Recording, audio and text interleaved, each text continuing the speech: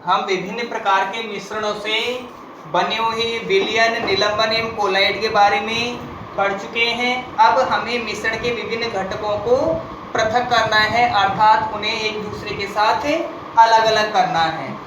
विज्ञान में पाठ 2 में मिश्रण के घटकों को अलग करना या मिश्रण के घटकों का पृथक्करण।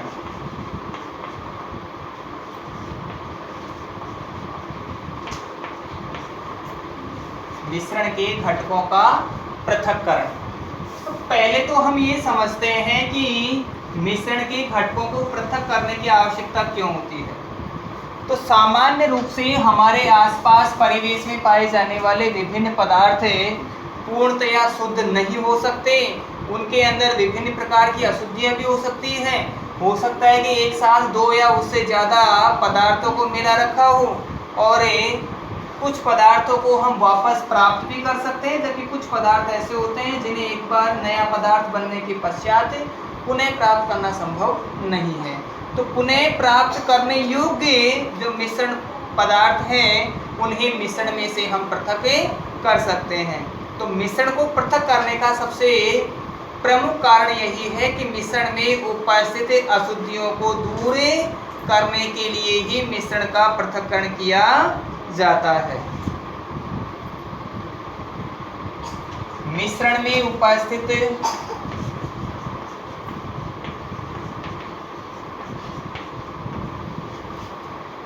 विभिन्न अवयवों को पृथक करने, विभिन्न अवयवों को पृथक करने तथा उनके अध्ययन में सुगमता, उनके अध्ययन में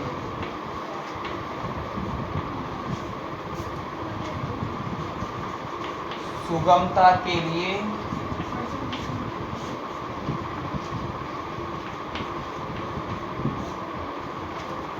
मिश्रण के घटकों का पृथक्करण किया जाता है।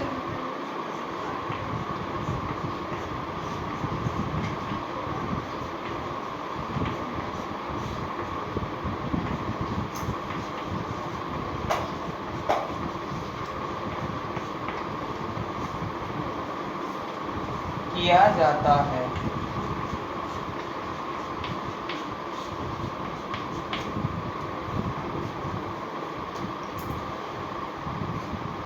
पृथक्करण की विभिन्न विधियां निम्नलिखित हैं। हम कुछ विधियों का इसमें वर्णन करेंगे।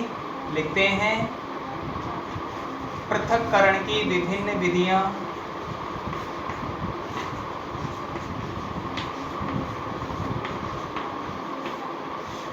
पृथक्करण की विभिन्न विधियां निम्नलिखित है।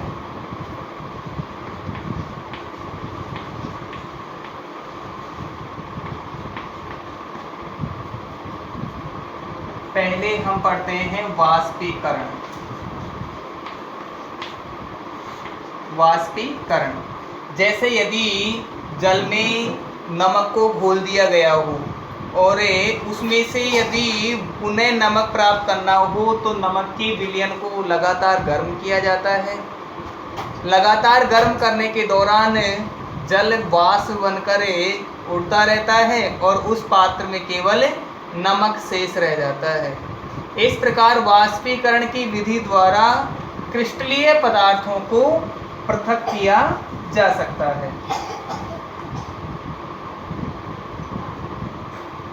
नंबर 2 हम पढ़ेंगे अपकेंद्रण।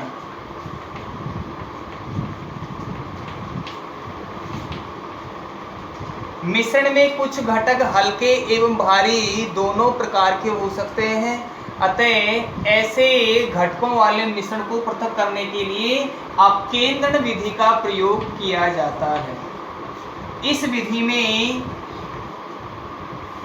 मिश्रण को लगातार तेजी से घुमाया जाता है। तेजी से घुमाने के कारण मिश्रण के विभिन्न घटकों का पृथक्करण हो जाता है, अर्थात भारी कण नीचे उसकी तली में बैठ जाते हैं और हल्के कण उसके विलयन में ऊपर तैरने लग जाते हैं। इस प्रकार इस विधि द्वारा दूध से क्रीम निकालने का कार्य भी किया जाता है। एक है विभेदी निष्कर्षण। विभेदी निष्कर्षण, इस निष्कर्षण विधि द्वारा दो अघुलनशील द्रवों को अलग किया जाता है। जैसे तेल और जल को मिला दिया जाए तो इसके बारे में हमें क्लियर है कि तेल और जल एक दूसरे के साथ घुलनशील नहीं है, अतः ये एक दूसरे के साथ परतें बनाकर विलयन में बने रहते हैं। तेल जल से हल्का होने के कारण ऊपर तैरता है, जबकि जल तेल से भारी होने के कारण विलयन में नीचे की तरफ आ जाता है। इसे विलयन को हम निथार करें या फिर स्टॉप कार्क विधि द्वारा भी अलग कर सकते हैं। इसे स्टॉप कार्क विधि भी कह देते हैं। स्टॉप कार्क विधि। नंबर 4, ऊर्ध्वपातन। ऊर्ध्वपातन विधि।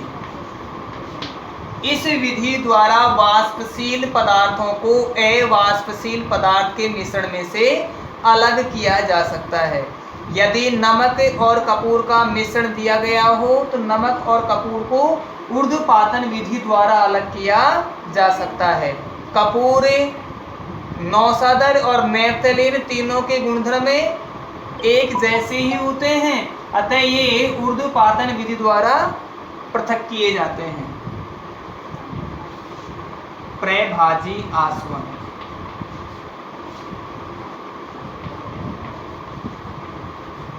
प्रभाजी आसवन विधि। इस विधि द्वारा दो घुलनशील द्रवों को पृथक किया जाता है।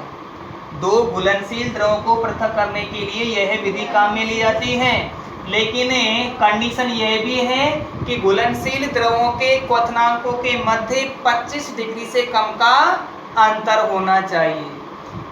जिस घुलनशील मिश्रण के घुलनशील द्रवों के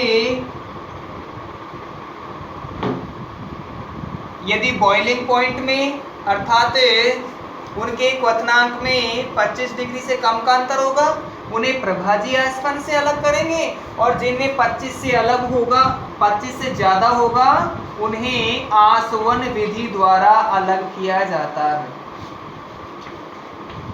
उसके अलावा है आसवन विधि। नंबर 7 है क्रोमेटोग्राफी।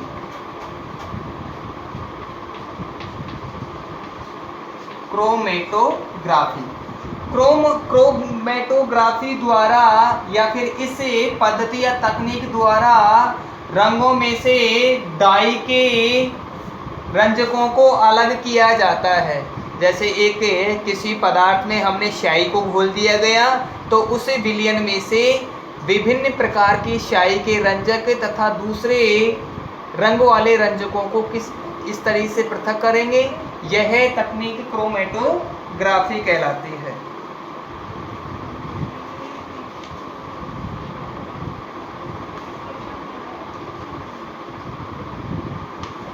एक विधि होगी क्रिस्टलीकरण।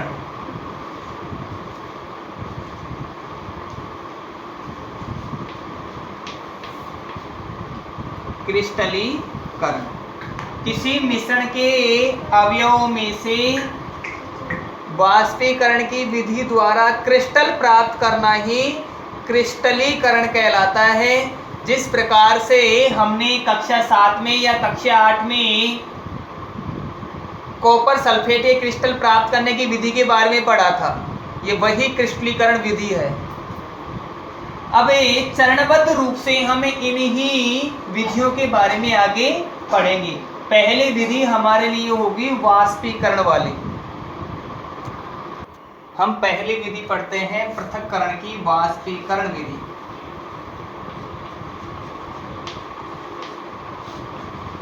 पृथक्करण की वाष्पीकरण विधि।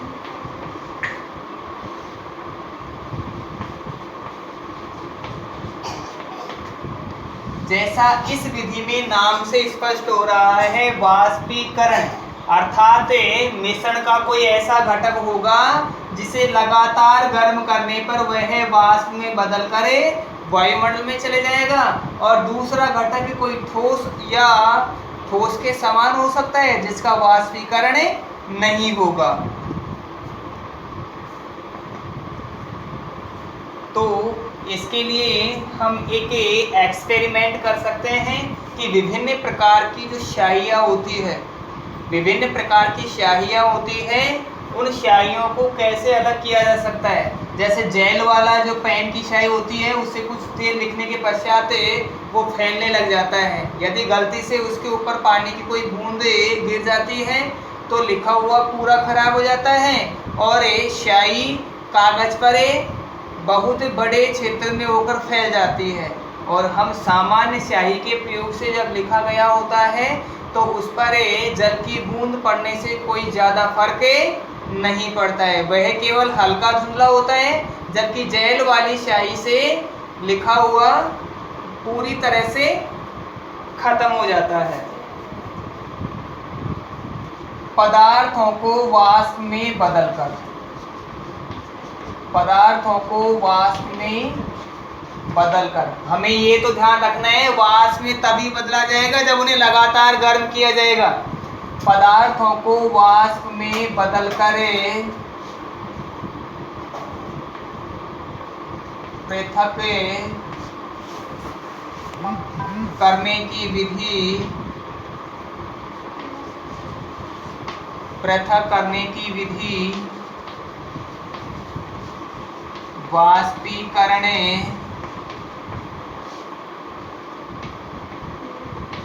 कहलाती है। इसका अर्थ ये नहीं कि वाष्पीकरण की ये परिभाषा हो गई, हम यहाँ पृथक्करण के लिए वाष्पीकरण पढ़ रहे हैं, इसीलिए वाष्प में बदलकर पृथक करने की यह विधि वाष्पीकरण कहलाएगी। केवल हम पृथक के सापेक्ष वाष्पीकरण पढ़ रहे हैं। पहले पार्ट में हमने वाष्पीकरण की विधि को से विस्तार स्पष्ट किया था। जैसा हमारे पास एक बर्नर होगा,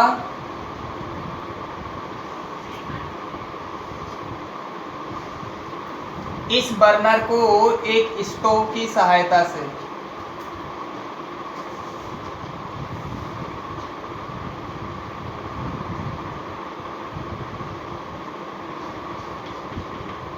स्टोव में स्पिरिट लैंप भरा हुआ होगा और इसका बर्नर लगातार जलता रहेगा।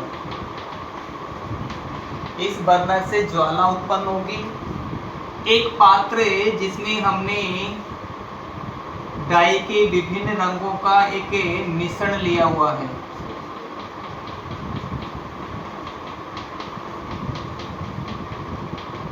हम इसके ऊपर एक वाच गिलास रख देते हैं। वाच गिलास एक कांच का बना हुआ, कांच के समान पदार्थ से बना हुआ गिलास होता है। इस वाच गिलास में हम काली स्याही डाल देते हैं और इस पात्र के अंदर विभिन्न रंगों वाली स्याही का विलयन डाल देते हैं, अर्थात उन्हें जल में घोल दिया जाता है। जैसे जैसे यह पदार्थ गर्म होता है, लगातार गर्म होने के दौरान, लगातार गर्म होने के दौरान इसमें से वाष्पशील पदार्थ अलग होते रहते हैं, या जो जलीय विलयन है वो लगातार वाष्प में बदल कर अलग होता रहता है, और इस भाग में केवल स्याहियों का मिश्रण ही बच जाता है।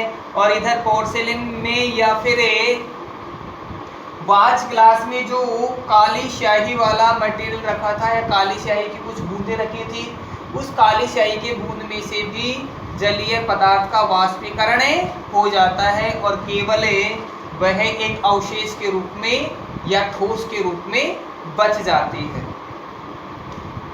वाष्पीकरण की विधि द्वारा समुद्री जल से नमक भी बनाया जाता है। नमक को विभिन्न क्यारियों में, नमक बनाने के लिए विभिन्न पक्की क्यारियों में जल को भर दिया जाता है। अधिक तापमान के कारण जल लगातार वाष्पीकृत होता रहता है और उसमें उपस्थित विभिन्न प्रकार के लवण जमते रहते हैं और ये जमकर ठोस अवस्था में बदल जाते हैं, जिन्हें नमक के क्रिस्टल प्राप्त किए जाते हैं। इस नमक को शुद्ध करने के लिए क्रिस्टलीकरण विधि का प्रयोग किया जाता है। क्रिस्टलीकरण विधि का प्रयोग करने के लिए इसे जल में घोलकर और लगातार गर्म किया जाता है। अशुद्धियां अलग हो जाती है और क्रिस्टल अलग हो जाते हैं। डायग्राम को हम कुछ अच्छी तरीके से कॉपी में से क्रिएट करें, किताब में से क्रिएट कर सकते हैं। ये इसका बर्नर होगा, ये स्टैंड,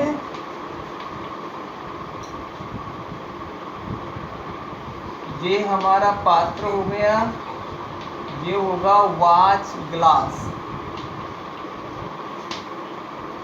अब इसके लिए देखते हैं, एक बीकर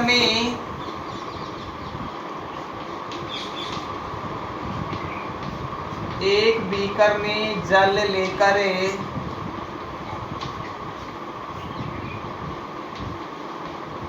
उसके ऊपर एक वॉच ग्लास में, उसके ऊपर एक वॉच ग्लास में कुछ काली स्याही की बूंदें, कुछ काली स्याही की बूंदें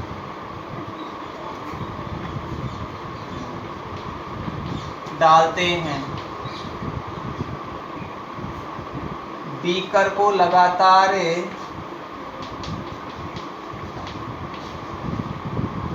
गर्म करते हैं।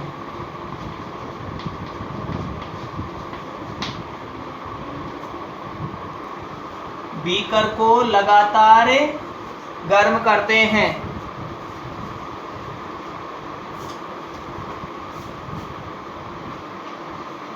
बीकर से जल का वाष्पीकरण प्रारंभ हो जाता है।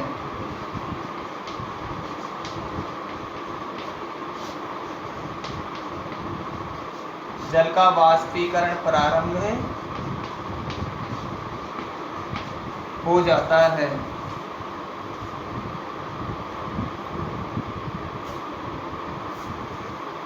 हम पाते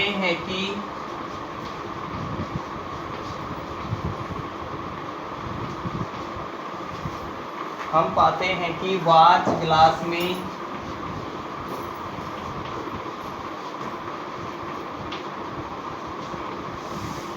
स्याही से भी, वॉच ग्लास में स्याही से भी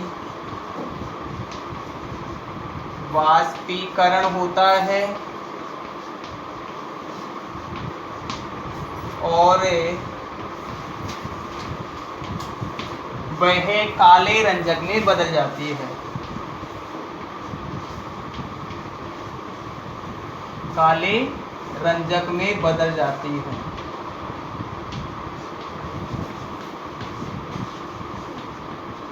रंजक में बदलने का अर्थ है कि एक पाउडर नुमा संरचना में बदल जाती है, लगभग एक पाउडर सा वो बन जाता है। काले रंजक में बदल जाती है।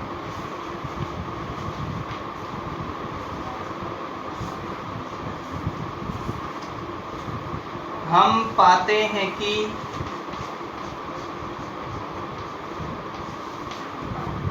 स्याही एक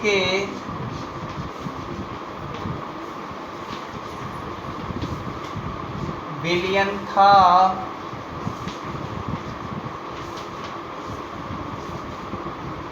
जिसमें से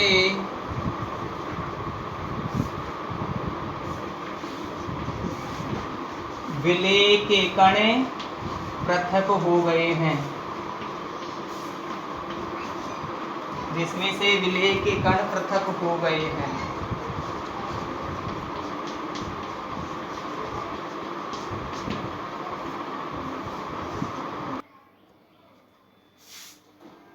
वाष्पीकरण विधि के अनुप्रयोग।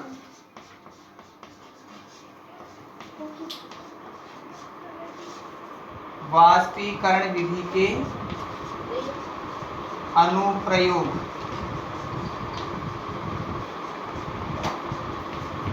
दैनिक जीवन में इनके क्या उपयोग हैं, उन उपयोगों के बारे में हम इसमें पढ़ेंगे। नंबर 1, विलायक में से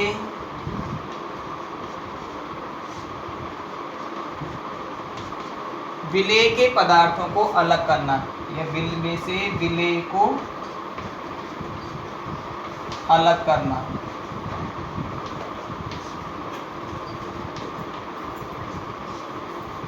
नंबर 2, समुद्री जल से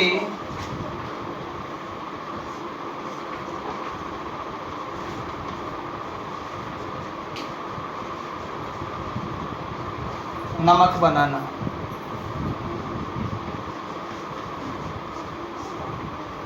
समुद्री जल से नमक बनाना, ये इस विधि के प्रमुख अनुप्रयोग होंगे।